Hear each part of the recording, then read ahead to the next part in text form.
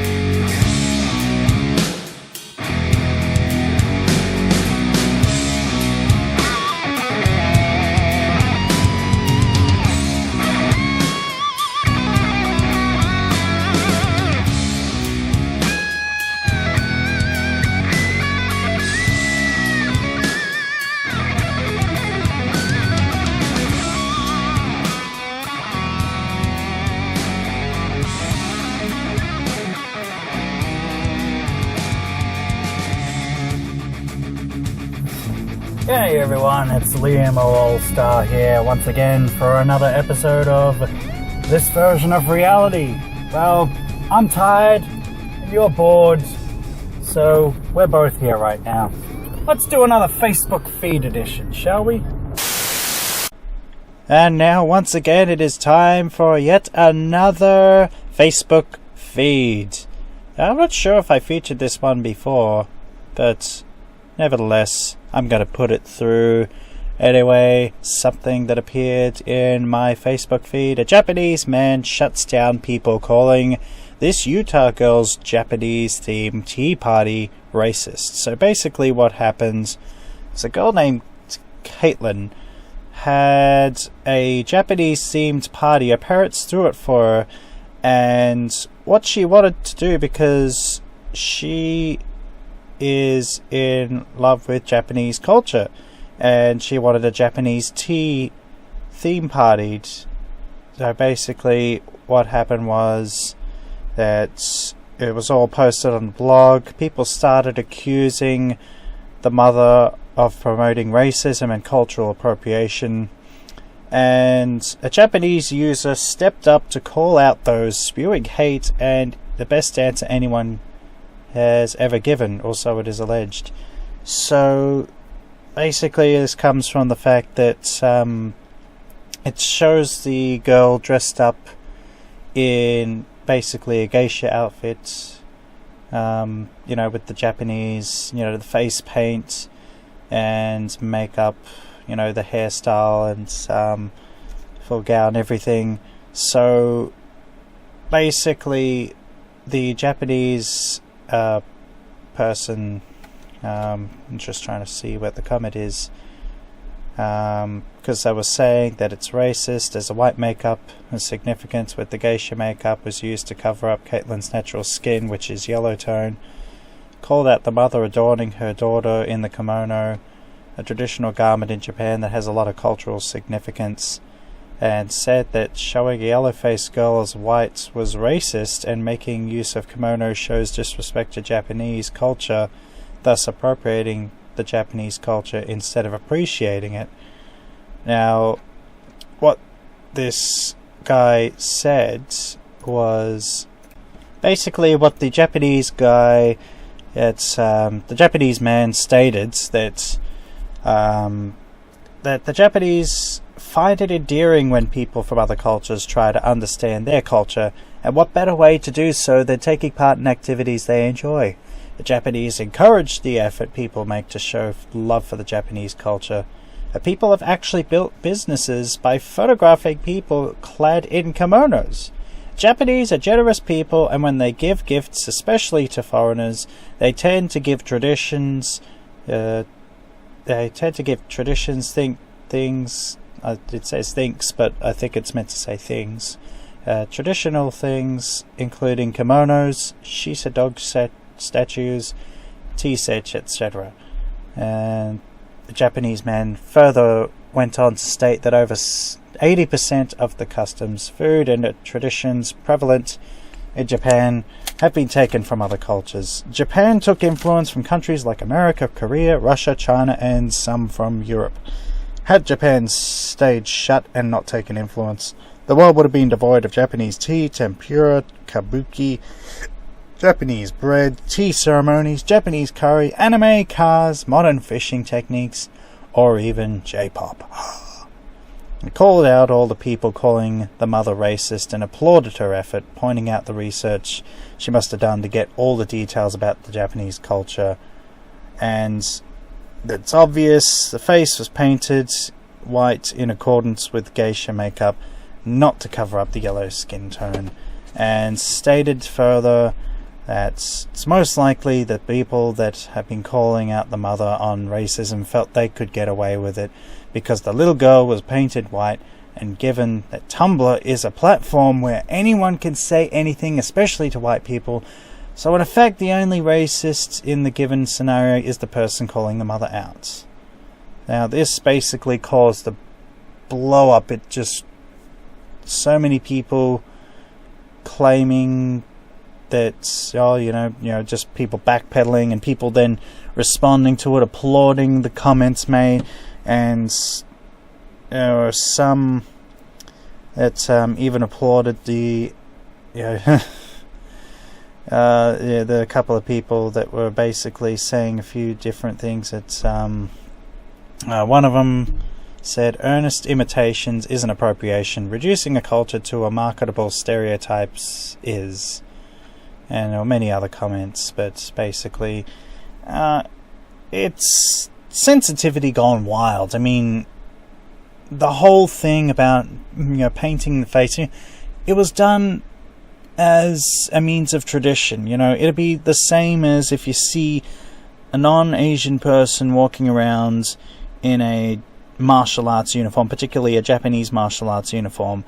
Now, this was done in the privacy of their own home. Now, obviously, the mother is a bit of a blogger and took a photo of it and then posted it on her Tumblr account. And, well, I guess that's just the unfortunate thing, is that you really can't do much of that anymore without someone misappropriating and misconstruing, and you effectively can't do anything anymore. You can't dress up anymore. You can't put makeup on of a different skin tone anymore.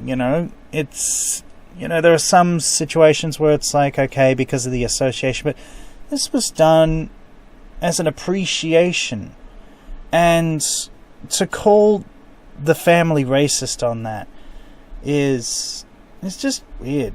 And the fact that it's happening more and more in modern day society, where people are misappropriating different people and different cultures, it's almost like we're becoming xenophobic, but at the same time we're becoming so afraid of imitation, even if the so-called imitation is flattering. It's like we can't do anything like believe what another person believes, act like another person acts, do what another person does, even if that's how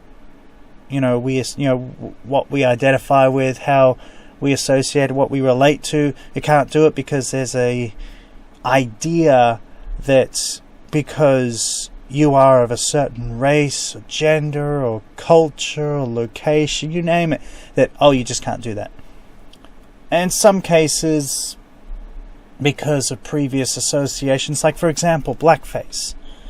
And the association that people have with that is obviously, the mocking face paints and just, the wig and everything else with it, the watermelon, that's incredibly racist because of the previous association and also the connection with that past. But then when you have people, and there's a couple other stories which aren't mentioned in any of the feeds, but it does kind of touch back on that, where you got people that go out there, and there have been a couple of children that wanted to dress as their favourite sports hero at school. And their favourite sporting hero happened to be African American.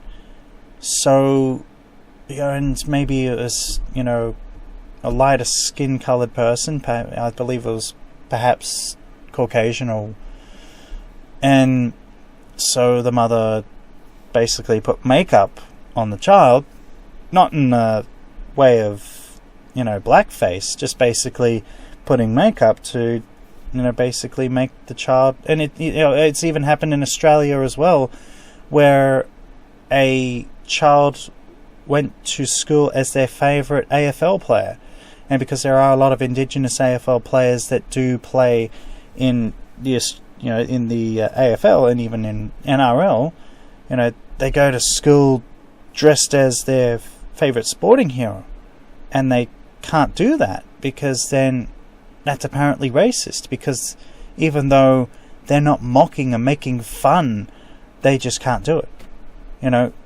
and then they're scolded, their parents, there's a whole witch hunt, they're called racist, they're demonized. It's the PC culture that we have these days that just, you can tell, it's a feel, when someone's being racist, when it's just simply appreciation and the positive side of things, where they are effectively appreciating and respecting instead of insulting, demeaning, and essentially demoralizing and trying to take away from a particular group, culture, religion, etc. But especially in this instance, it's a tea party.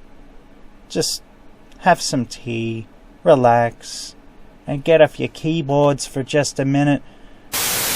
And this one, actually quite old, but seemed to come through just recently. And it states that a Muslim leader, Kaysar Trad, says an angry husband can beat his wife, but should use his fists as a last resort after trying to win her over with chocolates and flowers. To Andrew Bolt's disbelief on Andrew Bolt's program, Bolt, or whatever he calls it these days.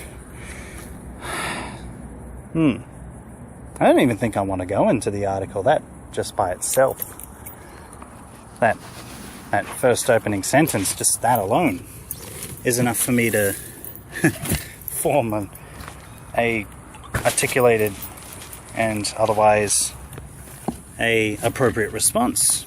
So, if it's okay for an angry husband to beat his wife as a last resort, you'll use his fists as a last resort. Well, I guess that kind of makes me angry. And it kind of makes a lot of other people angry. So, with that same line of logic, then we should be allowed to beat him up. It's fair, don't you think? I mean, there's nothing really more to say about that. And as an advocate against violence, particularly against women, just basically against violence in general, I stand against people like this. To be perfectly honest, if he were to say that in my presence, I would offer him the chance. I'd put on a wig, I'd make myself look like a woman, and I'd say, go ahead, put your fists into action and just try it. Or better yet, just try it in my presence. Pick a woman and just try it while I'm in your presence, and just see how far you get. That's me. And that's rather vile, disgusting, and for those comments alone, I think he needs help. I think he should be thrown in a freaking psychiatric. God, I can't even talk right now. See, that's what this guy's done to me. He's removed my ability to do English properly. Send him into a psychiatric ward, fry up the electrodes and zap him a few times till common sense and logic prevails, because that's just unacceptable. But hey, at least he's not my husband, and I hope that after that he finds himself alone, and he never, ever finds himself a partner, because that's just, quite frankly, he doesn't deserve any kind of affection if that's going to be his mentality towards women. Absolutely disgusting. Coming in, what is this one here? Nail salon allegedly charges overweight customers more for pedicures. Okay. Now, apparently people are furious. Owner says he might even start turning away heavier customers. So, for a salon basically advertised, sorry, but if you're overweight, pedicures will now be $45 due to service fees for pedicurists. Thank you. And this is apparently a nail place that was at Overton Crossing and Fraser Boulevards. So it was shared on Facebook, and people were calling it rude. The nail salon's Yelp page basically advertised a pedicure as costing $20, which would mean, with an overweight surcharge in effect, the salon would be charging overweight customers more than double for the same service. Now, the salon owner, Sun Nguyen, stated that he admitted that he does have some policies regarding overweight customers, and told local news that while he never hung up such a sign, he might start turning away extremely overweight customers, and told a reporter from local news that it's difficult for technicians to give pedicures to overweight people. He also said that he had 2 pedicure chairs, which cost $2,000, and I don't know if that's a typo, $2,500 or $2,500, $25,000 rather. I'm guessing that would have to be, if anyone pays $25,000 for one chair, but still, even that much, $2,000, $2,500 for a chair. I'm guessing it's $2,500. Anyway, apparently, $2,500 broken as a result of overweight customers sitting in them. Nguyen's defense is not something that will make salon customers feel any better, and since the story broke, it's been shared over 500 times and been filled with negative reviews from all the offended women.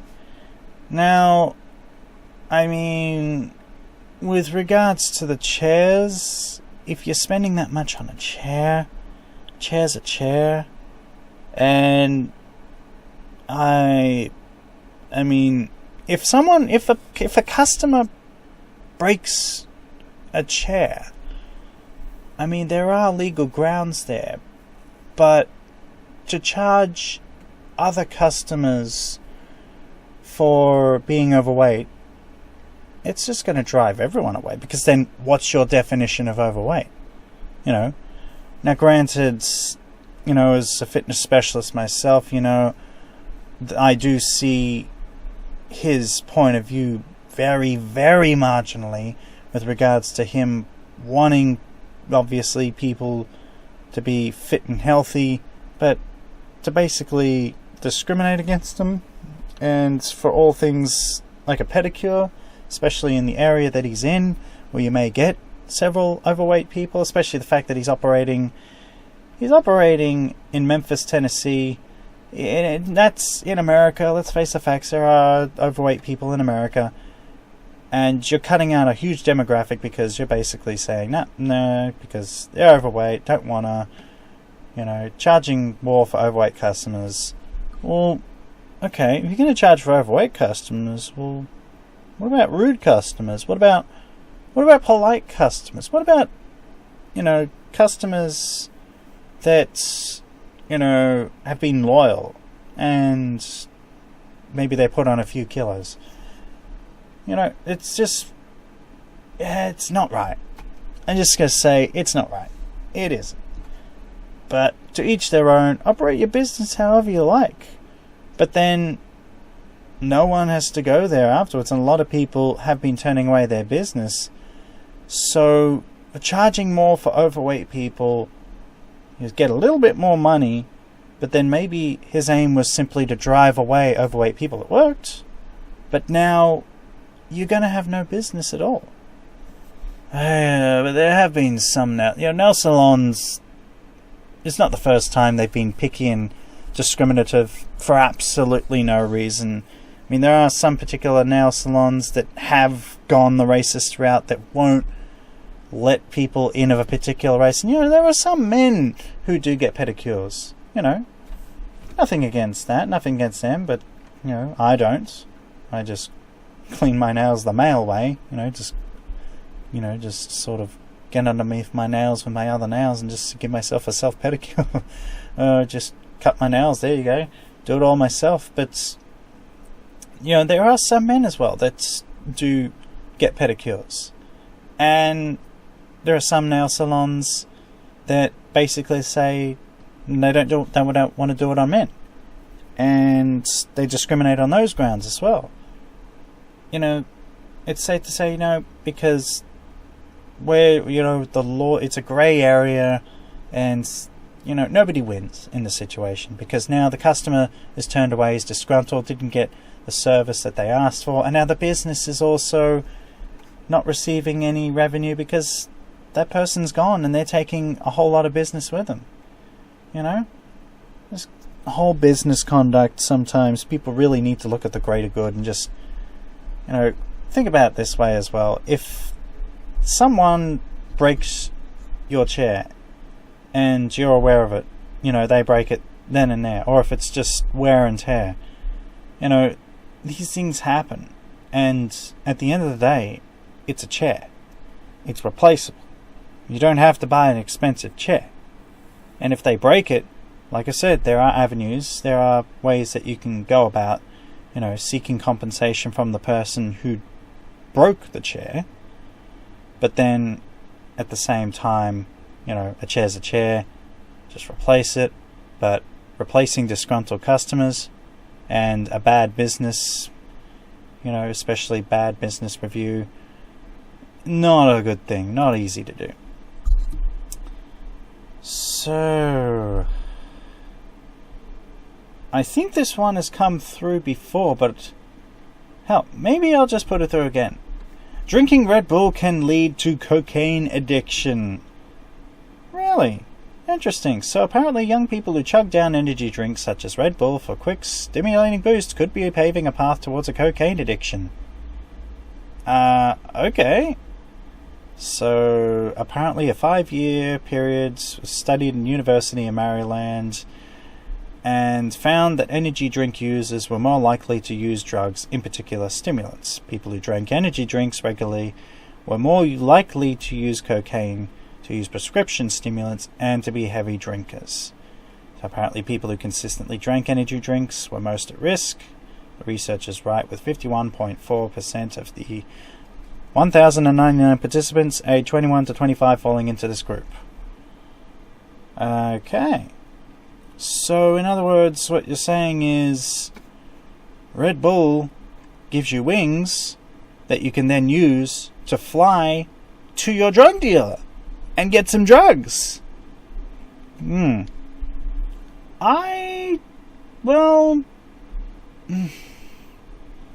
That's...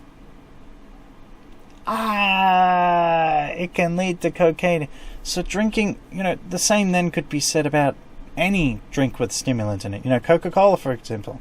Any cola brand, anything with caffeine in it, any caffeine, any stimulating drink, even coffee itself. That's saying, any of them can lead, I don't fully believe that.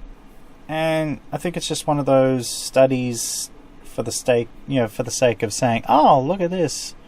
I'm proving this, just because a few people, and they did a study on them, and because they're probably, drinking Red Bull with alcohol, and then maybe they're moving on to harder stuff. There is that association, but let's face the facts.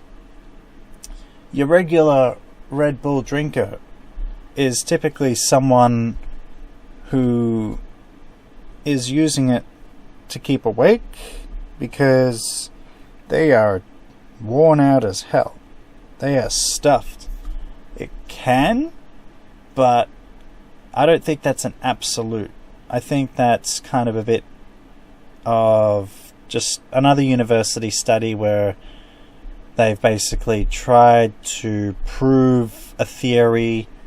You know, they've had an idea, they've got a theory, and they're trying to prove it as being accurate. Maybe it was for an assignment or something, and maybe it's just for them wanting to get some quick money and, I don't know, discredit Red Bull. I've never had Red Bull myself. I've had V. And, yeah, V, it doesn't do anything for me. I mean, I could feel my heart rate elevate, but I don't feel any more aware or awake, you know. Guess that's not a good thing, and I haven't drunk V for a very long time. So, the next one here, which I think we'll close out on because it's a tragic tale of a truck and a horrific crash on the highway. And what's most horrific about it is that it was carrying a tractor trailer full of frozen pizzas, and unfortunately many of the pizzas did not survive the accident. They were splayed all over the highway, yeah, everywhere, and basically over the Maple Vale overpass on the I-30. Whereabouts is this? Whereabouts? Doesn't say. In Arkansas highway on the I-30. The truck made a collision at the bottom of an open. I can't even talk. It's just so tragic. He hit the bottom of an overpass, causing the trailer to release the frozen pizzas. Now, of course, the driver was okay, but still, that's not to take away from the horrible tragedy. All those frozen pizzas. Apparently, getting them off the road was a lot more difficult than they anticipated. And they're very slick. They were trying to scoop them up. They were trying to use water pressure washers. So apparently it was actually a bit of a issue, because I guess sort of like that banana peel effect, just sort of takes a lot of traction off the road, I guess. But it's quite an interesting story. Monster Energy drink sued after employee tried to bite off woman's finger. So a woman is suing her ex-boyfriend and his employer, Monster Energy drink, after he allegedly tried to bite her finger off during a work trip.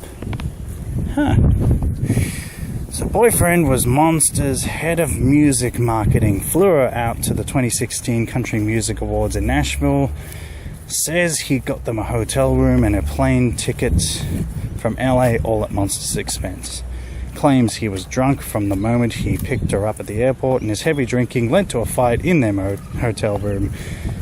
He choked her, and the only way she could free herself was by poking him in the eye, and when she did, he bit her thumb. She says the bite got infected. She had to be hospitalized for 24 hours. She claims Monster knew he had a drinking problem but didn't do anything about it, and she is suing for damages. That's rather interesting, but I guess their one pleading case is that, well, he was drunk from alcohol, but yeah, at least he wasn't drinking a lot of that Monster. That would be detrimental if it was also found in a sample that he had been drinking copious amounts of Monster. My goodness. Monster turned him into a monster. Oh, that's quite radical, actually. Good Lord. What things are in my Facebook feed? One more, and then I will cut it off. Because, especially those 21 tips. God, even I would skip over that. I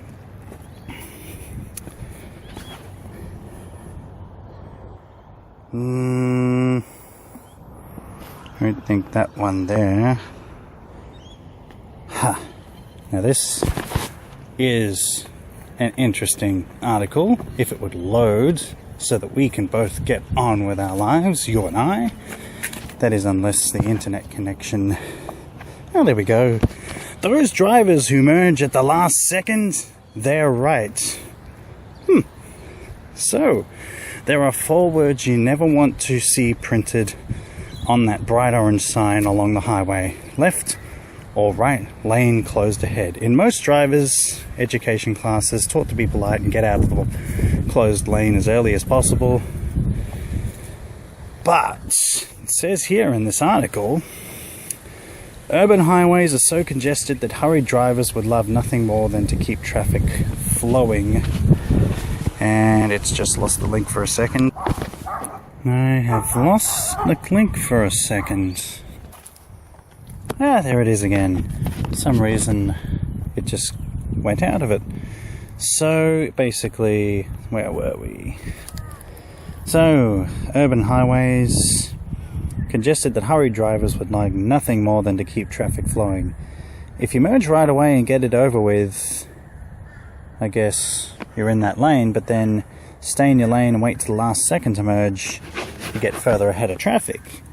Merging early is like waiting in line at the deli. You wait your turn to go through the construction zone like everyone else, but merging late feels like you're cutting the line and making life unfair for the rest of the drivers, so the article says.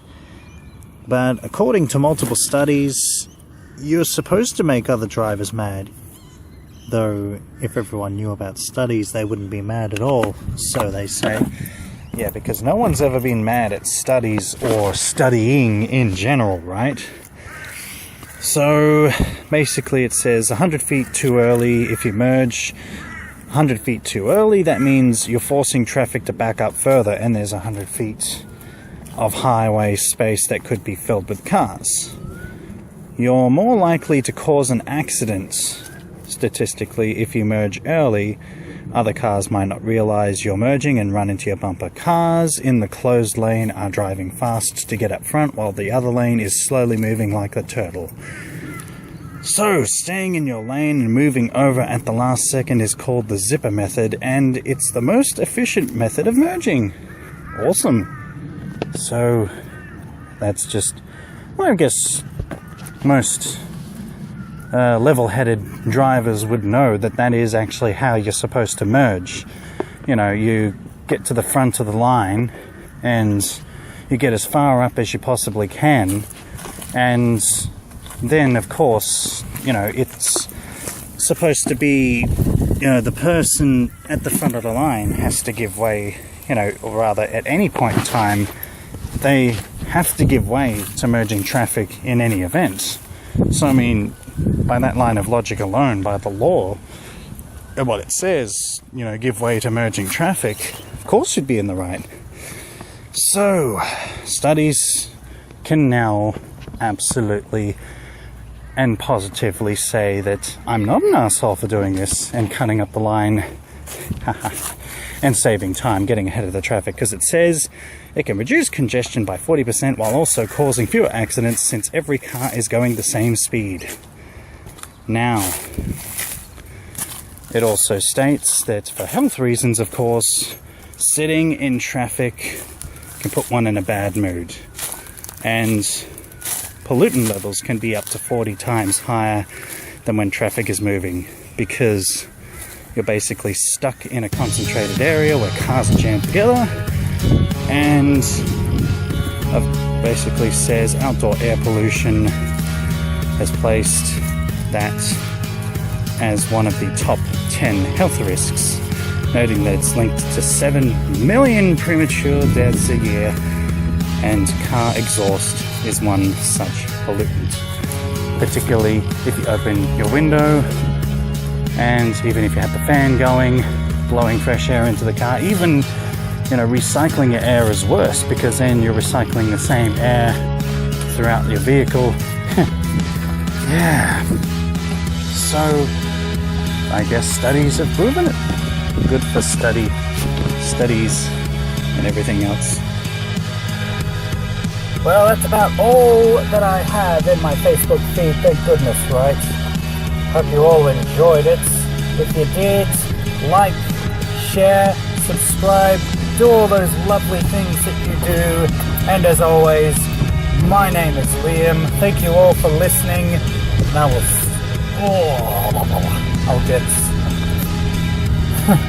I'll get something caught in my throat and be screwing up the outro. Let me try that again. My name is Liam, and I will see you guys next time. That is unless I choke on my own saliva. Ugh.